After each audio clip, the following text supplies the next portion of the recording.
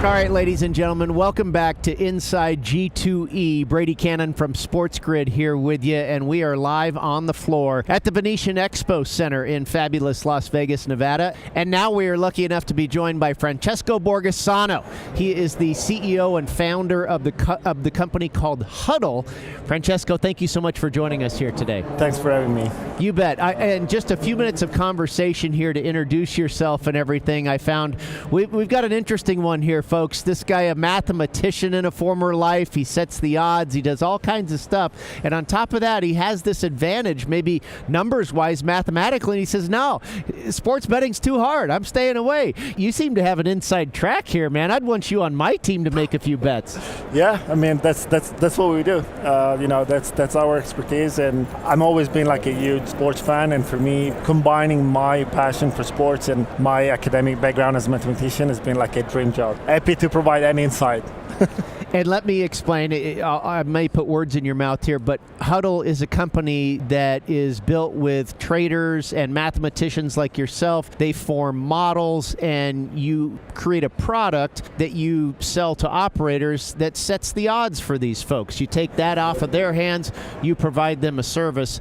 Am I accurate in saying that's what Huddle does? Yeah, I couldn't have said any better. So yes, our team is primarily, as you said, quant developers and traders. So we do all the research, sports analysis, modeling, and then we provide that as a service to operators and fantasy providers and anyone who is really interested in insight on sports. So we have this odds fit product, is our primary product, and US sports is our bread and butter, I would say. Okay, so you're primarily based with United States sports, not necessarily, cricket or something. Yeah, no, we're now expanding. So this summer in particular, we launched, tennis and soccer. So we're now expanding to like other sports. But when we started Huddle, like in 2020, we saw, on the tail of PASPA being repealed, right. We saw a gap in the market because, the sports betting industry has been around for a long time. We felt that there has never been enough attention to US sports. Okay. So when PASPA was repealed, we saw that as an opportunity to apply our knowledge, our expertise to build a compelling product for US sports. Now, Francesco, you have, would you say, a plethora of competitors? Because, I'm here, or obviously at G2E, and I've spoken with a couple of people that do similar or, the same thing that you're doing. I made reference earlier to my good friend and a Hall of Famer in this industry, Roxy Roxborough, who used to make the numbers. And he eventually created a company, and now it seems like there's more people in that space, but it seems like there's exponentially more options that you have to set odds for. No, you're totally right. I mean, I've been in the industry long enough to, back in the days, Dom Best was really the line. Like there wasn't any other, line in Vegas.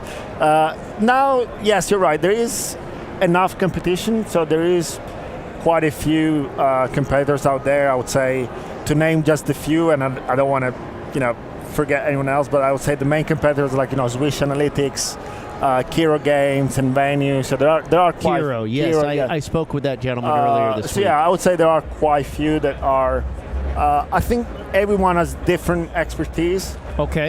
In the sense that some of the names that I mentioned are more focused on a specific niche of the sports. It could be player props, it could be micro markets. That makes sense. Where our approach is more top to bottom. So when we approach a sport, like let's say American football, we try to predict every aspect of the game, including, See, I said earlier, I need to know this guy.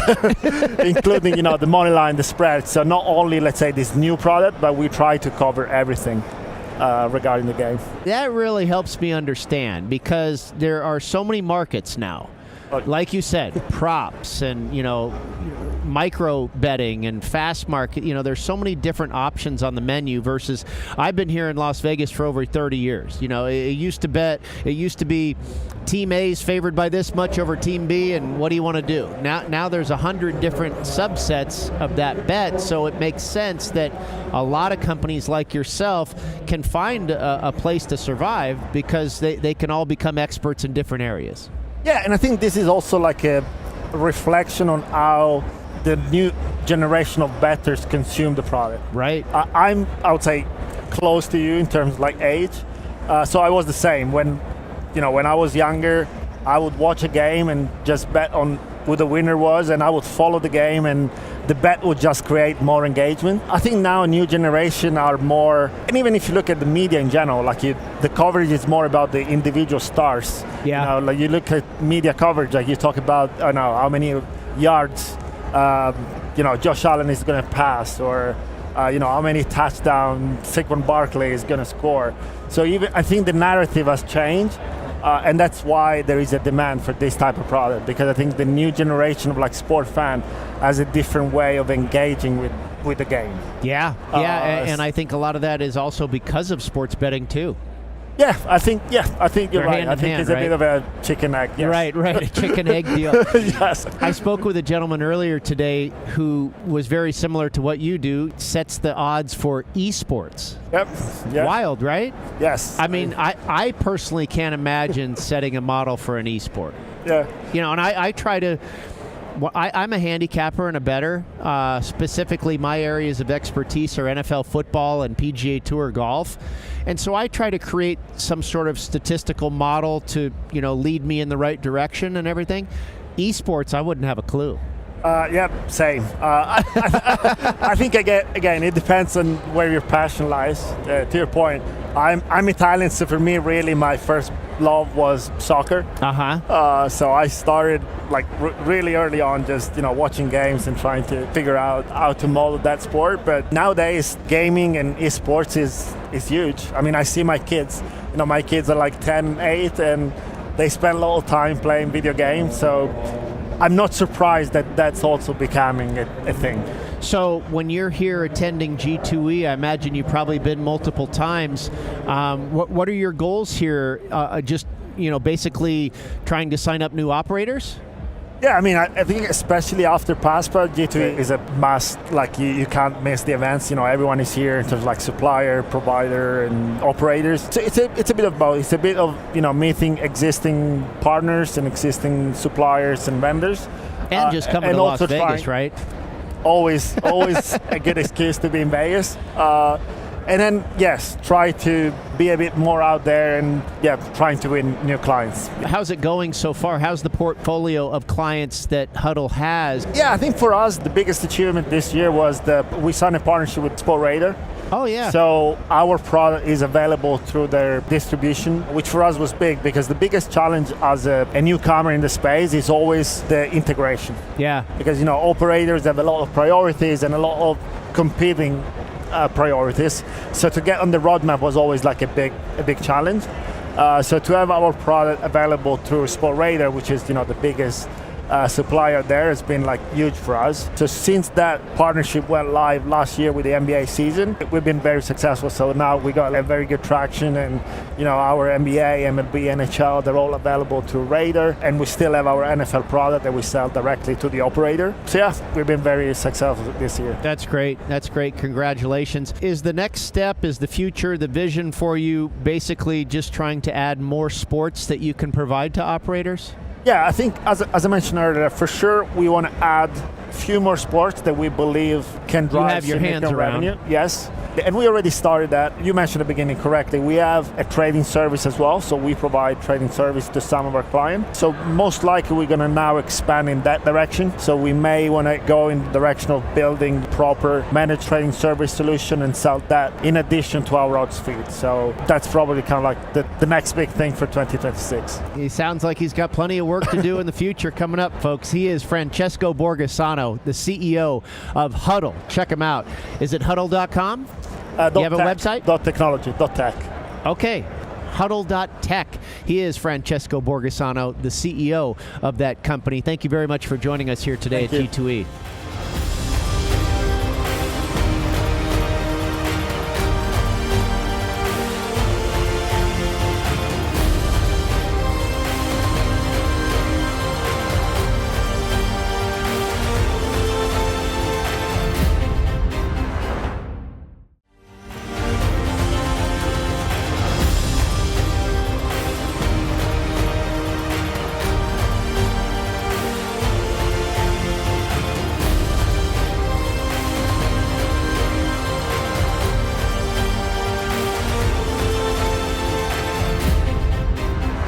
Ladies and gentlemen, welcome to G2E, the Global Gaming Expo of 2025. Brady Kannon with SportsGrid with you, and we are now joined by Chase Richardson. He is the CEO of Full Pull. And my first thought, Chase, first of all, welcome to the program. Thank you so much for joining us. Thanks for having me, Brady. You bet. My first thought, Full Pull, I'm going, this has got to be a slot guy, pulling that hammer. No, truck and tractor pulling. Talk to me about this. The only sport in the world where there is no practice. I can get into that later. And motorsports are generally viewed winners or losers based on what? You can answer this. When you think motorsports, who normally wins a motorsport event? Guy that wins a race. The fastest, right? Yeah. This is not a sport where speed and time matter. It's distance. So it's the only sport in the world where distance wins and one guy goes at a time. So very unique in a lot of ways, but it's as sophisticated of a competitive motorsport probably there is when it comes down to skill and driver versus track, not necessarily driver versus driver. So conceptually, it's a sport of pulling, because there's not another sport where pulling is the object of the competition. So the sport of pulling actually started 75 plus years ago in rural Midwestern U.S., where local farmers would get together and pull their horses against one another. And it's not horses versus horses. There's a sled, an object that moves with the vehicle down the track with what we call a weight box, that as the sled moves, it progresses upward, eventually taking the vehicle to a stop. Sophisticated piece in itself. But the sport of pulling foundationally was with animals a long time ago, and has evolved now.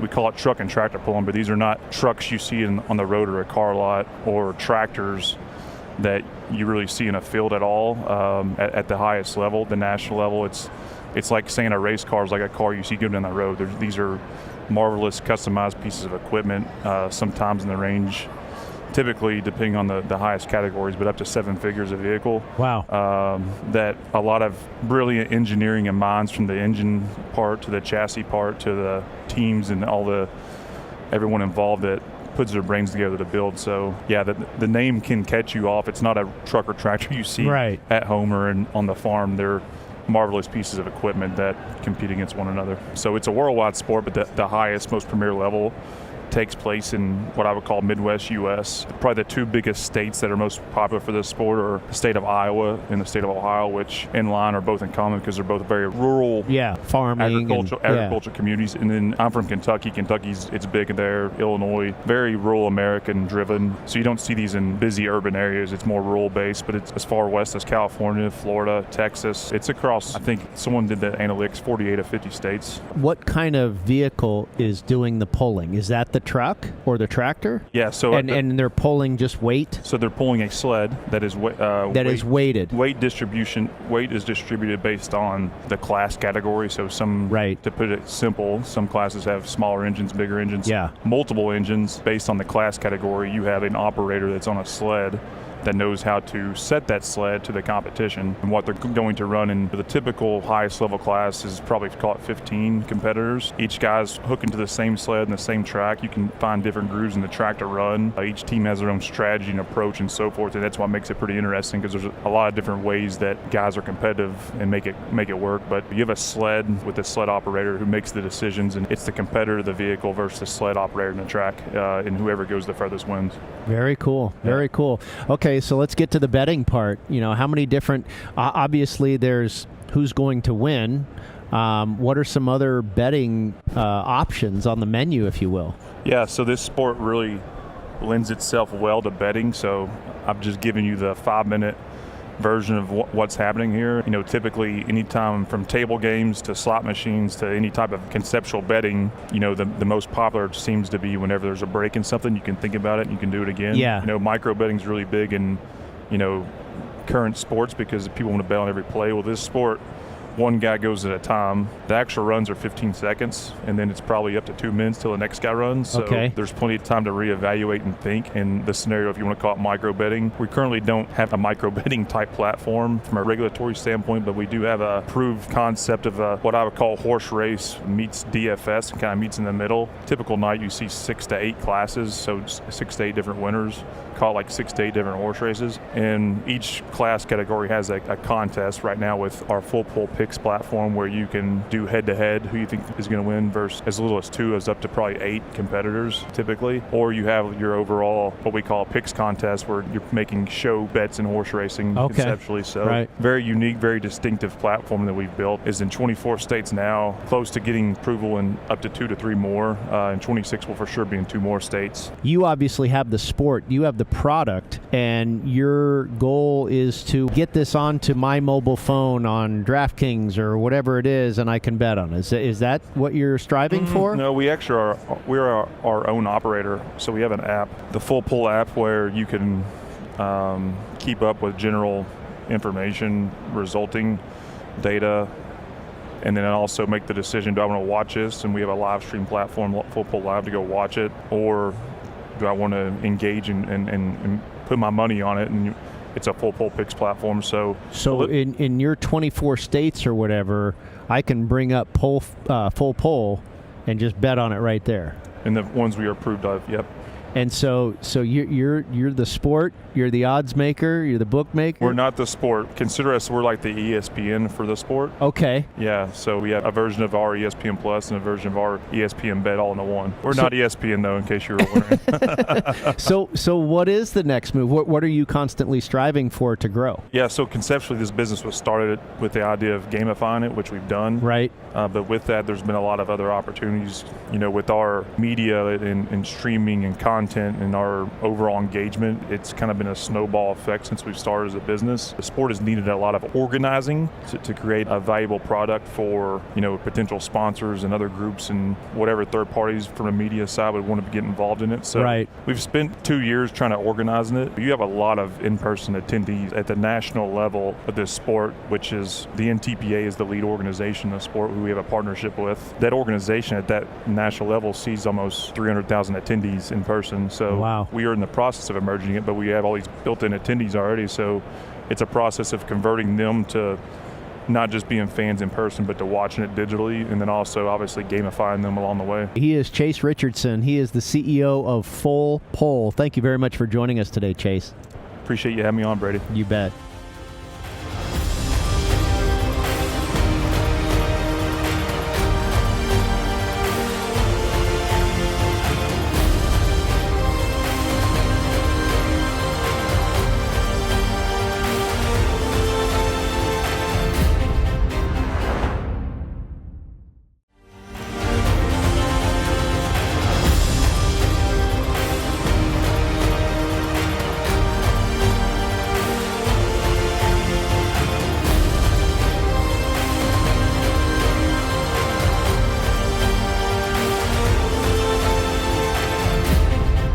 All right, welcome back to SportsGrid on the floor at G2E. I'm here with James Thomas, who is the head of Treasury Management at Western Alliance.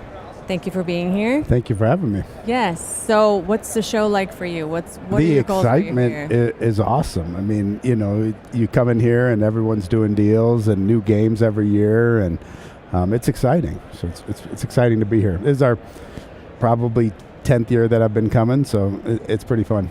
Okay, so you're an OG. You've been coming for a while. I am. You know.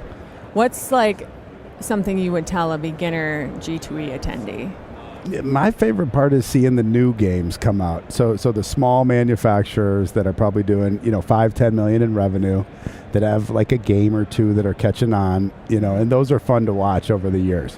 They go from like a small booth to a bigger booth to not the IGT or Light and Wonder booth, but they get up to the bigger games. So that's fun, and then you get to know some of those people, and it's exciting for them to grow their business. Yeah. And we're kind of along the ride. Yeah, so what does Western Alliance have to do with the gaming space? So we were actually founded by Bill Boyd 30 years ago. He wrote an $8 million check to start our bank because he didn't feel like the gaming space was getting treated fairly by banks. So it's kind of in our DNA. So we were founded 30 years ago to service the Vegas market.